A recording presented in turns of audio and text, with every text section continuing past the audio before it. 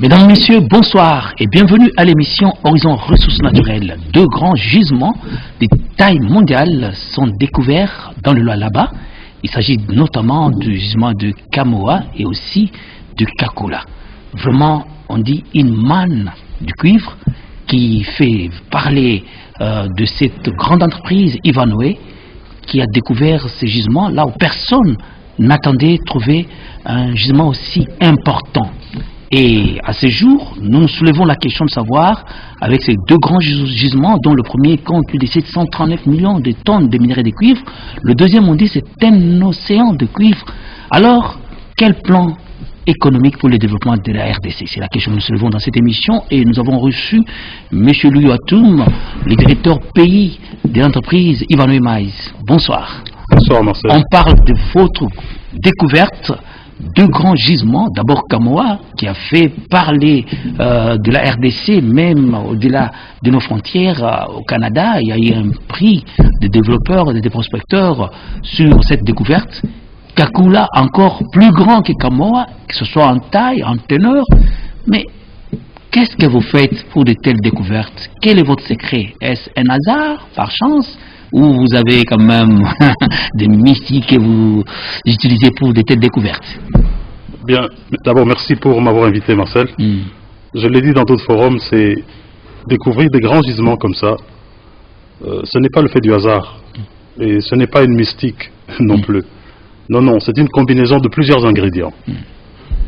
Dans le cas de Kamoa, il faut remonter à l'avènement du nouveau code minier de 2002, qui a permis finalement de mettre les investisseurs en confiance. Ainsi, les capitaux sont venus parce qu'ils étaient sécurisés, ils ont pu travailler.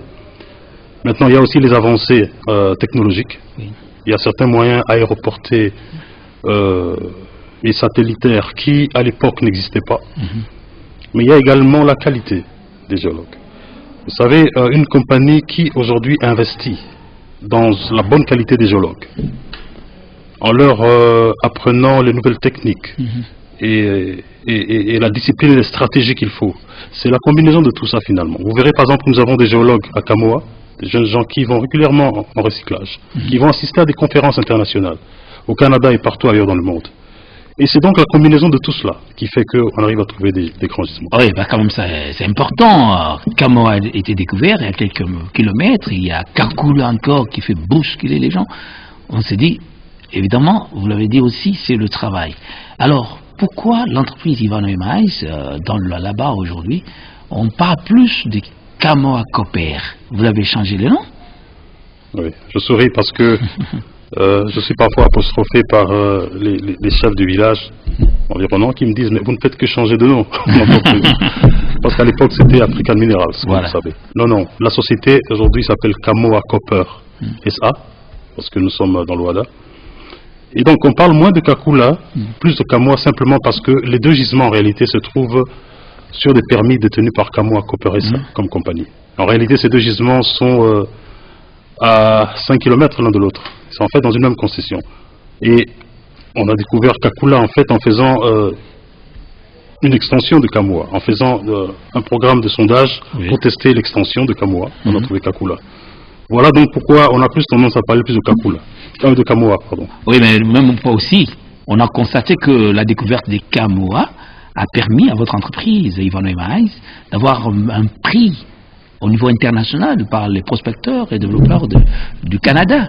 Mais alors que Kakula a une grande découverte, on s'attendait qu'en 2017, ce serait aussi un autre prix, mais ça ne vient pas toujours. C'est qu'il y a eu beaucoup plus d'importance accordée à la découverte des Kamoa que des Kakula. Même si Kakula compte une manne importante avec des teneurs beaucoup plus élevées. Mais c'est-à-dire, lorsqu'on a des prix comme ça, c'est la volonté du panel des experts. il se pourrait bien qu'ils considèrent Kakula simplement comme une extension de Kamoa. Et dès lors, ce n'est pas nécessaire de donner un deuxième prix spécialement, quand même on reconnaît la qualité du gisement. Ah, d'accord. Mais il paraît aussi que vous n'allez faire que de l'exploitation souterraine, alors que nous avons vu la plupart d'entreprises minières en RDC commencent par l'exploitation à ciel ouvert, et puis après ils vont faire l'exploitation souterraine, mais vous n'avez choisi que l'exploitation souterraine. Quelles sont les raisons? Les raisons, elles sont très simples en fait. C'est ce qu'on appelle en termes simples la dictature du terrain. Même si ça coûte trop cher que l'exploitation à ciel ouvert? C'est pas une question de prix, c'est une question de localisation du gisement. Nos gisements ne sont pas à fleur de surface. C'est des gisements qui sont à 250, 300 mètres de profondeur.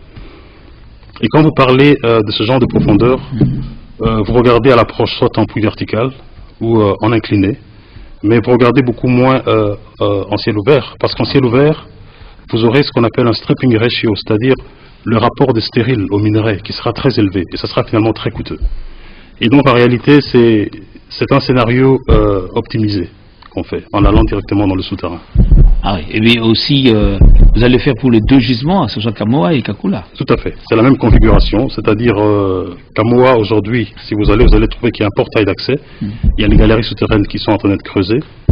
Nous comptons lancer la même chose à Kakula cette année, commencer avec le portail d'accès, et dès qu'on l'a construit, on va attaquer aussi les galeries souterraines là-bas. Et il semble même que vous allez plus mettre du poids, du travail vers Kakula que Kamoa. Nous allons avancer presque à la même cadence, sauf que Kamoa avait commencé à être creusé bien avant. Nous sommes à près de 2 mois d'atteindre déjà la minéralisation, et donc on va commencer à placer du minerai en surface. C'est tout simplement parce qu'on a commencé avant. Kakula va aller avec son rythme aussi, pour pouvoir atteindre aussi la zone minéralisée. Oui. Et à ce jour, pour ceux qui nous suivent, quelle peut être la taille de l'investissement de Ivan Mines à travers ces deux grandes découvertes? Si nous regardons notre investissement en RDC, nous sommes au-delà de 300 millions de dollars aujourd'hui. Ça a pris énormément de temps, d'argent, d'énergie pour découvrir ces gisements. Voilà. Et aussi, dans votre intervention à Indaba, vous avez rassuré aux investisseurs en leur disant que la RDC reste la destination où il y a beaucoup d'opportunités d'exploitation minière. En leur disant cela, vous avez même confirmé que les gens ne tiennent pas compte de toute la mauvaise campagne qui est faite autour du pays, et ceux qui sont passés en RDC sont le bienvenu et qui font des bonnes affaires. Ceux qui tardent à venir, ils s'en voudront un jour. Et vous avez confirmé. Qu'est-ce que ça a poussé? Vous n'êtes pas porte-parole. Non, je suis congolais et je crois qu'on ne fait pas suffisamment justice à la qualité des gisements et au potentiel de notre pays. Oui. Marcel, sur toute cette planète Terre, la RDC est en tête de peloton en termes de richesse minérale. Et maintenant que le monde soit sceptique ou que les gens aient une vue à court terme, parce qu'il y a quelques perceptions en politique, etc., je dis que c'est une grande erreur. Après Indaba, j'ai pris une vingtaine d'investisseurs canadiens. Du Sud. Oui, depuis Cape Town. Ils étaient tous venus des États-Unis, de Londres, du Canada. Il y avait 3 ou 4 Japonais aussi. C'est une vingtaine, je les ai mis dans un avion. Je les ai emmenés jusqu'à Lubumbashi. De là, nous sommes allés à Kamoa. Ils ont vu ce qu'on fait, et puis nous sommes allés à Kipushi. On les a descendus au fond de la mine, à 1300 mètres, pour qu'ils voient un peu, qu'ils touchent la sphalerite, le zinc, et de visu qu'ils voient, et qu'ils comprennent que nous ne racontons pas des histoires. Et croyez-moi, ils étaient tous impressionnés. Ils étaient tous impressionnés. Et impressionnés, pas seulement impressionnés, mais ils sont rentrés pour tous mettre de l'argent dans ces projets. Et donc, je crois que ce que je dis aux investisseurs, je l'ai toujours dit. Investir en RDC, c'est une décision binaire. Binaire, c'est-à-dire, vous êtes dedans ou vous n'êtes pas. Vous ne mettez pas un pied dedans en gardant un pied dehors en disant je verrai. Non. Là, vous n'allez pas vous retrouver. Vous y allez, et quand vous êtes dedans, vous allez jusqu'au bout. Et croyez-moi, les rendements sont énormes pour ceux qui prennent ce pari-là. Voilà, nous allons proposer à tous ceux qui nous suivent de vivre ces moments. Comment vous êtes intervenu à Cape Town? C'est dans la salle qui a été réservée à la RDC, le Briefest, où il y avait plus de 300 investisseurs venus d'à travers le monde et qui vous ont suivi. Et vous êtes en train de parler, on peut vous suivre. Vous savez, D'abord, ça fait un baume au cœur de voir les fils et filles de ce pays saisir les opportunités d'affaires comme on voit maintenant et s'élever. J'ai toujours dit la création de richesses, elle n'est pas une mystique. Elle consiste à produire des biens ou des services dont les autres ont besoin, leur vendre être rémunérés en conséquence. Nous construisons des mines, c'est pas bien que pour construire des mines. Nous le faisons pour réellement créer des richesses. Et comme je l'ai dit dans le mot de la fin, il est très important que les capitaux et la technologie que nous apportons pour exploiter ces ressources bénéficient avant tout aux communautés locales, au pays et bien sûr les dividendes aux actionnaires. Mais il est très important que tout le monde comprenne que les ressources minérales appartiennent au pays hôte.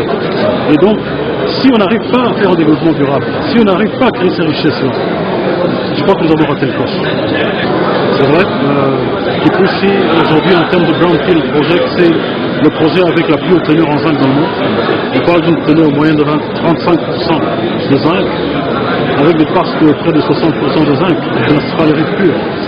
Côté Kamoa et Kakula, quand on les met ensemble, c'est le plus grand projet cuplifère au monde non encore développé.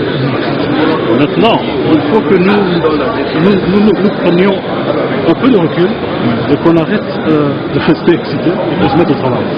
C'est ce que nous sommes en train de faire. Nous avons pratiquement finalisé les dernières études d'optimisation sur ces deux scénarios, entre Kakula et Kamoa. Nous nous retrouverons avec nos partenaires très prochainement, vers la fin de ce mois ou le mois prochain, pour lever certaines options et continuer à développer ces projets. C'est des projets excellents de classe mondiale et nous souhaitons vraiment que la tripartite à laquelle je fais toujours allusion, c'est-à-dire les opérateurs économiques que nous sommes, le gouvernement et les communautés locales, la société civile, qu'on se tienne en main. Il faut qu'on fasse de ce projet un projet phare qui va créer des richesses qui seront réparties de manière équitable. Mais ça montre un peu, on vous voit, on vous suit, on dira mais je sais pas si on peut parler dans les termes, mais un peu vantard, arrogance. C'est comme vous êtes trop sûr de ce que vous allez faire, alors qu'on a vu TFM, une grande entreprise, commencer à faire du bruit, et puis c'est une entreprise aujourd'hui entre les mains des Chinois. Bon, il faut dire, il ne faut pas avoir peur de la Chine aujourd'hui. La Chine devient incontournable. Si vous regardez les 35 dernières années, la Chine a fait quelque chose d'assez remarquable. Hein. Elle a regardé à ses avantages compétitifs naturels, grande population, main-d'œuvre bon marché, régime autoritaire au travers du Parti communiste. Beaucoup de capitaux aussi. Beaucoup de capitaux, pensée de Confucius, qui a beaucoup influencé aussi. Avec tout ça, ils ont pratiquement aujourd'hui forcé les Américains dans un mariage où personne ne peut divorcer. Où il y a un partenaire qui produit, c'est la Chine, et les États-Unis qui achètent. Parce qu'ils ont pris beaucoup de bons trésors entre-temps aussi. Oui. Et voilà. Et donc aujourd'hui, ils sont incontournables. Maintenant, nous avons, c'est vrai, un partenaire chinois, Zijin, et nous sommes en train d'avancer avec eux. C'est une culture d'affaires différente, il faut dire. Donc il faut prendre le temps de les connaître, le temps d'apprécier leur façon de faire, et ensemble trouver le juste milieu pour avancer.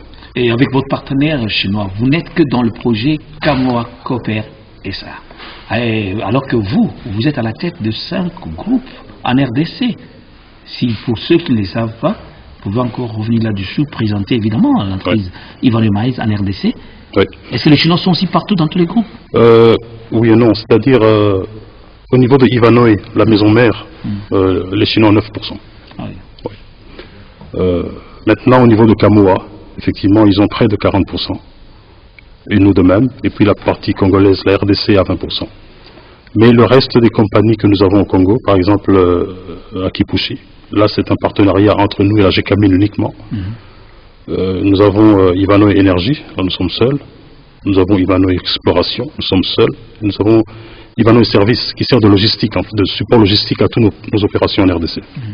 Ah oui, voilà. C'est très important. Alors, nous aurons un jour à faire tous les détails sur chaque groupe. Mais déjà, il faut savoir qu'il y a Kamoa Copper qui est en train de démarrer en pompe avec les 2 grands gisements, Kamoa et Kakula.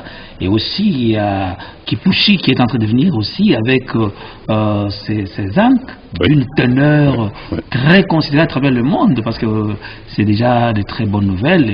Une mine qui est restée plusieurs décennies et qui sont les Congolais qui sont venus dénoyer cette mine, qui la remet sur les conditions d'opérationnalité. Ça, c'est quand même un coup de chapeau aux Congolais. Et parce que vous parlez des Congolais dans votre intervention à Indaba, toute une liste, dans l'entreprise Ivanhoe Mines, quel était l'objectif?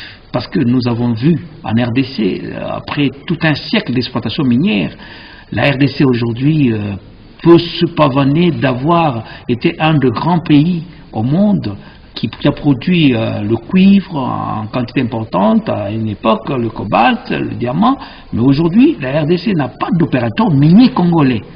Hein, la Gécamine, qui était une grande entreprise, c'est comme si elle nous a laissé que de charrois aujourd'hui qui sont très délabrés, des trous, mais il n'y a pas de grands opérateurs à la tête de leurs entreprises minières en RDC. Vous étiez aussi à la Gécamine. Qu'est-ce qui s'est passé? Ou qu'est-ce qui s'est passé? Parce qu'aujourd'hui, Liu Atum, c'est un nom qui est cité parmi les grands hommes. Dans le Gotha minier, on cite Liu Atum, mais Liu Atum est à la tête d'une entreprise étrangère. Tout à fait. On ne va pas chercher des excuses pour cela, parce qu'il faut parfois laisser le passé derrière et regarder devant. Et si vous regardez devant, vous allez voir qu'il y a une nouvelle génération de Congolais. Certains d'entre eux ont été présentés d'ailleurs à Indaba pendant cette séance-là, qui commencent à aussi émerger. Peut-être pas dans des très grands projets, mais tout grand voyage commence par un premier pas. Mais vous avez remarqué dans une partie de ma présentation, j'ai voulu épingler quelques Congolais. C'est vrai, il y en a tant d'autres aussi, hein. Ils ne sont pas les seuls, mais c'est faute de temps. On peut prendre une brochette, un échantillon. C'est pour dire deux choses aux investisseurs étrangers qui sont là. C'est pour dire que, du point de vue du capital humain, nous avons des gens très capables dans notre pays. Chaque fois que nous avons l'occasion de prendre la parole à des forums à l'étranger et partout, nous parlons de la qualité de nos gisements, nous parlons de nos efficiences opérationnelles, nous parlons de toutes ces choses-là, mais il y a des héros dans l'ombre, ceux qui permettent que cette magie-là puisse se faire. C'est finalement des hommes et des femmes ordinaires, mais qui font des choses extraordinaires. On apprend que la RDC a produit 1 million dans l'année 2015, par exemple, c'est qu'il y a des héros. Non, tout à fait. Qui sont à l'œuvre, qui ne sont même pas connus. Je vous signale que la RDC produit plus de cuivre que le Canada. Ah. Oui, donc il y a des héros derrière tout ça. Ça, c'était un message que je voulais que les gens comprennent. Il faut donc saluer ces gens-là, qui travaillent dur. Mais également montrer aussi à la face du monde que le temps est arrivé pour que les Congolais commencent aussi à être aux commandes de certains projets. Maintenant, c'est vrai, il faut des structures d'accompagnement. Il faut beaucoup de choses. Pas seulement dans le monde minier, même dans le monde bancaire aussi. Regardez, je suis parmi les grands critiques de nos banques ici en RDC. C'est pour cela que je suis devenu aujourd'hui administrateur d'une de ces banques d'ailleurs ici. Parce que je ne peux pas comprendre comment... Allez, prenez Kipushi par exemple. J'ai besoin de 200 millions de dollars aujourd'hui pour lancer la production. Je peux aligner toutes nos banques ici, je ne l'aurai pas. Si vous regardez l'exemple du Nigeria par exemple, quand vous écoutez le témoignage de l'ancien gouverneur de la Banque centrale du Nigeria, c'était le même scénario qu'il y avait avant là-bas. Plus de 200 banques, des petites banques. Après la consolidation, ils sont tombés à moins de 20. Mais c'était des banques qui valaient 200, 300 millions de dollars. Et donc, la leçon, c'est quoi? Si on reste avec des petites banques, on fera des affaires d'épicier, finalement. On ne fera pas des grandes affaires. Il faudra toujours aller dans des plateformes comme Londres, Toronto, Nasdaq, à New York, etc., lever des fonds. Mais la conséquence, c'est quoi? Ces fonds et ces capitaux qui viennent chez nous, c'est pour creuser nos richesses minérales. Et ces richesses prennent la destination d'où sont venus les fonds. Voilà. Et les communautés environnantes s'en trouvent désabusées, toujours. Et donc il est temps que toutes ces réformes se fassent chez nous, qu'on fasse réellement du venture capitalisme, qu'on commence à voir des Congolais qui prennent des participations, qui entrent dans les capitaux des entreprises et qui en créent aussi. Et je crois que le temps est arrivé pour cela. Les Congolais sont suffisamment mûrs et suffisamment compétents pour le faire. Oh, ça c'est très bien parce que nous avons vu, c'était le nombre important des Congolais qui évoluent dans Ivanhoe Mines. Nous sommes dit c'est déjà une voie pour leur émergence et aussi toute la campagne qui a été faite autour de leur nom. C'est une très bonne chose. Mais il y a un problème, c'est la pauvreté. Dans le milieu où vous exploitez les mines, et aussi à travers le pays, la pauvreté devient un impératif. Tout le monde voudrait bien combattre la pauvreté. Et vous, à travers Ivanhoe ou à travers le groupe, quelle politique vous avez pour vraiment éradiquer ou lutter contre la pauvreté qui devient vraiment un fléau, qui peut aussi être une bombe, vous l'avez toujours dit, qui peut même mettre à moule vos activités? Oui. Marcel, j'ai eu à me confier à toi et à plusieurs amis depuis que je suis revenu au pays. Et une des forces qui me pousse à faire les choses ici, c'est ce que Mandela a dit un jour. Vous savez, lutter contre la pauvreté. Parce que quand je suis rentré, j'ai vu une pauvreté qui révoltait. Vous avez des enfants qui vont à l'école pieds nus, dans la partie nord-est de la RDC, pendant qu'ils sont sur un gisement éléphant. Gisement éléphant veut dire que la sonde a été jusqu'à 900 mètres et ne voit pas la fin de la minéralisation. Elle continue. C'est énorme. Donc une richesse inouïe dans le sous-sol, une pauvreté qui révoltante au-dessus. Mandela a dit ceci. Lutter contre la pauvreté, ce n'est pas un acte de charité, en fait. C'est un acte de justice. Parce que la pauvreté, de la même manière que l'esclavage et l'apartheid, ce ne sont pas des faits naturels. Ça a été créé par l'esprit humain. Et il n'y a que l'esprit humain qui peut les combattre et les éradiquer. Et donc, le cri, mon leitmotiv, mon cri à tous les capitaines de l'industrie, c'est que nous devons combattre la pauvreté. Elle n'a pas sa raison d'être. Maintenant, comment on y arrive? Je le dis encore une fois à mes collègues capitaines de l'industrie. Lorsque nous apportons les capitaux et la technologie pour exploiter ces richesses minérales, nous devons le faire et être garants, veiller à ce que ces capitaux et ces technologies, finalement, soient utilisés de manière responsable et créent un développement durable. Un développement durable voulant dire il faut que les communautés autour de ce gisement-là se retrouvent, il faut que le pays hôte se retrouve, parce que n'oublions jamais une chose, toutes ces ressources minérales appartiennent au pays hôte, avant tout. Elles appartiennent au pays hôte, elles appartiennent à personne d'autre, ça appartient au pays. Il faut que le pays se retrouve, et enfin, bien sûr, il faut que les investisseurs qui ont mis leurs capitaux puissent avoir leurs dividendes. C'est pour cela que nous demandons toujours et nous insistons sur cette répartition, sur ce dialogue avec les communautés, avec l'État et nous les investisseurs, pour qu'ensemble nous puissions parler le même langage et avancer. Voilà, c'est ça, nous vous tirons. Juste une phrase que vous avez dite aussi à Cape Town, que ce qui fait la force d'une entreprise ou une compagnie minière, c'est pas son capital. Ce qui fait la grandeur d'une entreprise minière, c'est pas son capital, mais c'est son impact sur les communautés impactées par son exploitation minière. Alors, pour vous, exactement, autour des Kakula, autour des Kamoa, quels sont les grands projets? Voilà, nous ne sommes même pas encore en production, mais je peux vous assurer que il y a, du point de vue des projets communautaires, une approche qui est avant-gardiste. Nous avons encadré les villages environnants sur près de 1000 hectares de maïs que nous produisons avec eux. Nous avons encadré 2 villages avoisinants. Vous savez, les mamans du village, c'est souvent des laissés pour compte. Et donc on les a encadrés, on les a dotés de 2 poulaillers bien équipés. Et aujourd'hui, c'est avec fierté qu'elles produisent de la volaille que nous consommons. Et maintenant, la prochaine étape, c'est qu'ils puissent aussi viser le marché de Kolwezi et de Lubumbashi. Nous avons des villageois que nous encadrons qui produisent un miel de très très bonne qualité. Et donc nous sommes dans la sécurité. Miel qui se dit doux. Un miel qui se dit. Tout à fait. Et donc nous sommes dans la sécurité alimentaire, l'agriculture, mais nous sommes aussi dans l'éducation et nous sommes dans la santé aussi, et dans l'énergie. Dans l'éducation, il y a des écoles que nous avons réhabilitées et que nous avons construites aussi. Maintenant, dans l'éducation, il ne suffit pas de construire de nouveaux bâtiments et de mettre des bancs, mais il faut toute une stratégie d'accompagnement. Nous le faisons avec des structures existantes, l'église méthodiste, l'association des parents, les gens qui sont professionnels dans le domaine de l'éducation, pour qu'on leur donne, on donne à nos enfants la meilleure éducation possible. Nous sommes dans la santé aussi, en réhabilitant les centres de santé autour de nous, et aussi en introduisant une technologie vraiment très moderne, Android, que nous appelons le FIONET. C'est en fait un système très fiable de détection de malaria, mais également de gestion de données. Parce que chaque fois que on vous examine, les données sont reprises dans un cloud, dans une base de données. Et cela permet finalement d'avoir des données fiables et d'orienter les politiques. Les précisions possibles. Oui, et d'orienter les politiques au niveau national même. Nous avons un très grand support des autorités, tant au niveau provincial que national.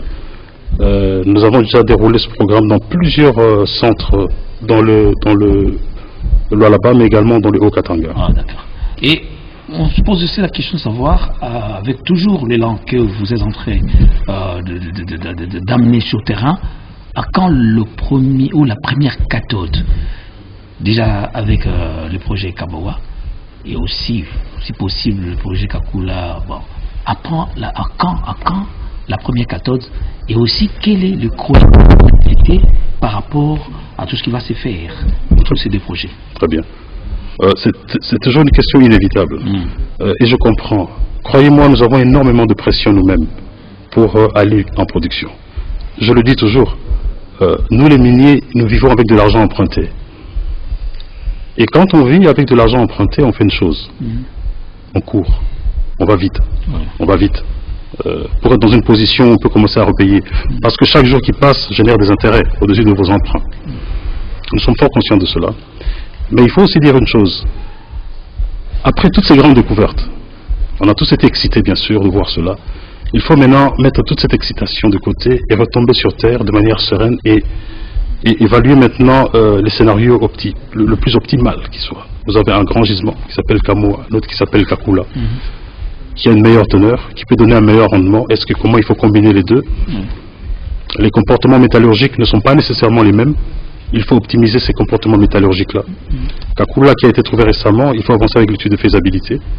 Il faut foncer avec l'énergie, parce qu'il faut suffisamment d'énergie. Et il faut aussi resserrer un peu les mailles au niveau de Kakula pour avoir une meilleure définition du gisement. C'est tout ça qui sont nos priorités pour cette année. Sans ces étapes, on ne peut pas aller en production. Et donc je crois que si vous voulez une date exacte, je crois que nous serons dans une meilleure posture quand on aura suffisamment avancé plus tard dans cette année. On pourra avoir une meilleure indication et être un peu plus précis. Nous allons vous proposer, pour ceux qui ne savent pas, ce que représente la mine de Kamoa. Il y a des images, des surfaces qui peuvent permettre de faire une idée. C'est parti avec les images.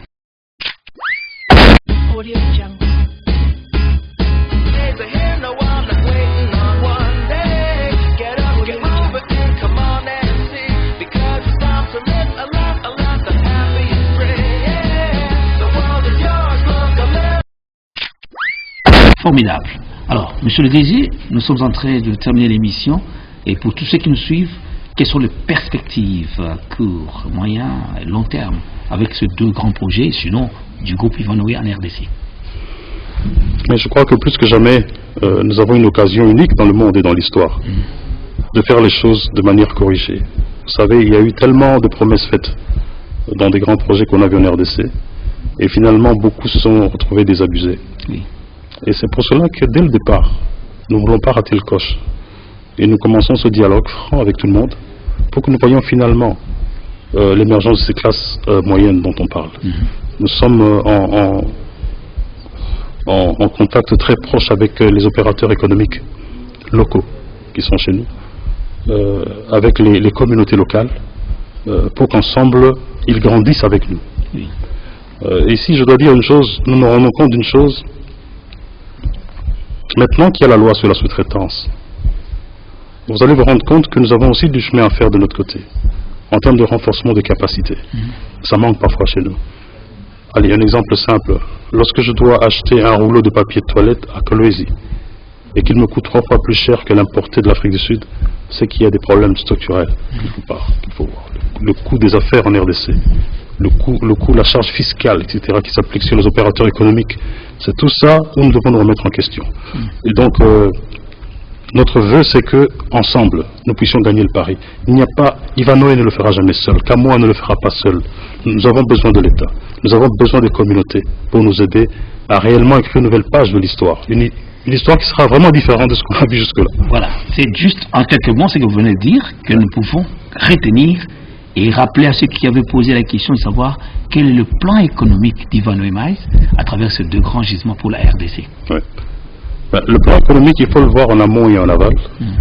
En amont, il ne faut pas oublier que la RDC est à 20% actionnaire dans Kamoa. Donc, quand vous êtes 20% actionnaire, il y a les dividendes, il y a tout ce qui vient. Et aussi en amont, il y a tout ce qu'il y a comme taxes directes et indirectes que nous payons. surtout ces expatriés que nous employons, c'est tout ce que nous importons. Quand bien même il y a un régime d'exonération, mais on paye quand même à des tarifs préférentiels. Donc il y a tout ça qui sont des retombées du côté des escarcelles de l'État. Mais il y a aussi en aval, c'est-à-dire toutes ces communautés autour de nous. Regardez par exemple ces mamans dont j'ai parlé qui font les poulaillers. Maintenant nous allons à l'étape suivante, il faut renforcer leurs capacités. Il faut leur enseigner les rudiments de gestion, de comptabilité, d'une petite structure. Ce n'est qu'à ce prix-là que ces mamans pourraient un jour être en compétition avec d'autres opérateurs économiques sur un marché régional et aller plus loin. Voilà. N'oublions pas qu'aujourd'hui nous vivons dans un monde global. Nous sommes en compétition avec les Chinois, avec les Sud-Africains qui ont dévalué avec leur rente qui est plus faible et qui devient très compétitif. On ne peut pas ignorer cela. Il faut que quelque part nous essayons d'élever et de renforcer les capacités de nôtres pour pouvoir être en compétition avec les autres. Voilà. Monsieur Louis Watoum, directeur pays de Ivano Emmaïs, il est à la tête des 5 groupes de Ivano Emmaïs en RDC. C'est le Congolais qui occupe le poste le plus important, pour ne pas dire, à travers toutes les entreprises minières de la RDC. Merci d'avoir répondu à notre invitation.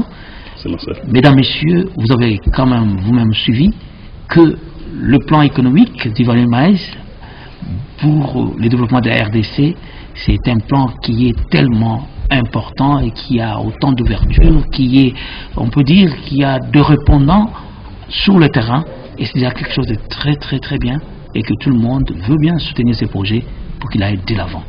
Monsieur Louis, une fois de plus, merci. Mesdames, Messieurs, merci de nous avoir suivis, et nous fixons rendez-vous pour un autre numéro de l'émission Horizon Ressources Naturelles très prochainement. Bonsoir.